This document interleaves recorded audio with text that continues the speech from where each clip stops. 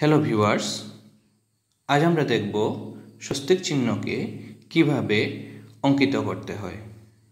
সবার প্রথমে আমরা একটা সরল রেখা এই বিন্দু থেকে এই বিন্দু পর্যন্ত অঙ্কিত করব। তারপর আমরা আরেকটা সরল রেখা এই বিন্দু থেকে এই বিন্দু পর্যন্ত অঙ্কিত করব এবং আরেকটা সরল রেখা এই বিন্দু থেকে এই বিন্দু পর্যন্ত অঙ্কিত করব। এখানে আমাদের মনে রাখতে হবে এই যে এই জায়গাটাকে আমরা যেন দুইটা সরল রেখা দিয়ে ছেদ বা কাট না করি, কারণ এই জায়গাটাকে বলা হয় পরব্রহ্ম।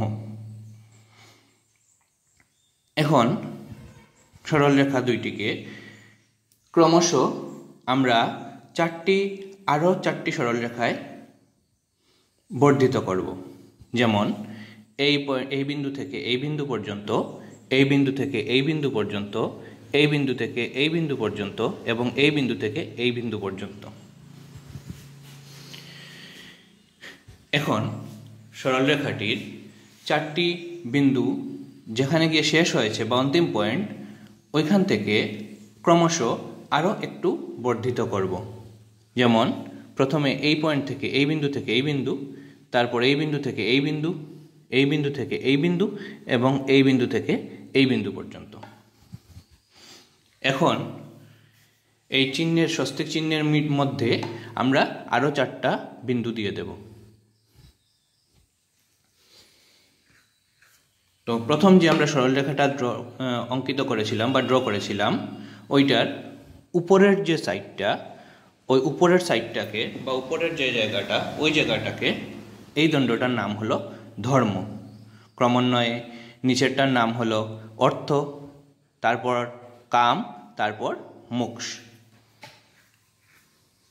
এখন এই বিন্দু থেকে এই বিন্দু পর্যন্ত যে সরলরেখাটা ড্র করেছিলাম বা অঙ্কিত করেছিলাম, ওই বিন্দুর বা ওই সরলরেখার নাম হবে ক্রমান্বয়ে মুক্তি, সান্নিধ্য, সমরূপতা এবং যুক্ত।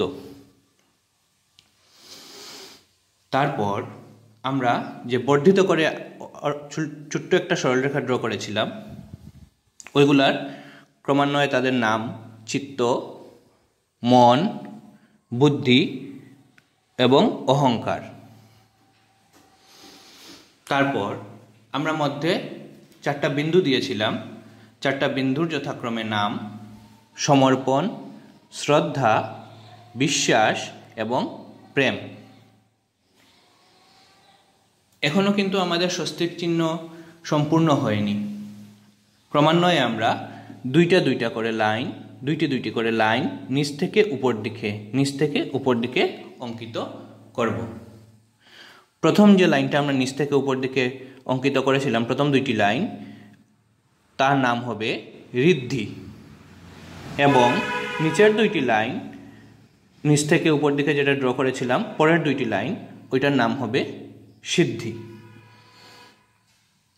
স্বস্তিক শব্দে সু অর্থ শুভ এবং অস্থি শব্দের অর্থ হলো হওয়া। মানে আমরা বুঝতে পারছি যে স্বস্তিক শব্দে স্বস্তিকের মিনিং হলো কোনো কিছু ভালো হওয়া। বিশ্বাস করা হয় যে এর ব্যবহারে প্রত্যেকটি সংসারে সমৃদ্ধি এবং একাগ্রতা বৃদ্ধি পায়। ডিয়ার সাবস্ক্রাইবার, আপনারা আমার ভিডিও লাইক এবং সাবস্ক্রাইব করতে থাকেন। আমি আরও নতুন নতুন ভিডিও নিয়ে আপনাদের সম্মুখে ক্রমান্বয়ে আসতে থাকব। Thank you.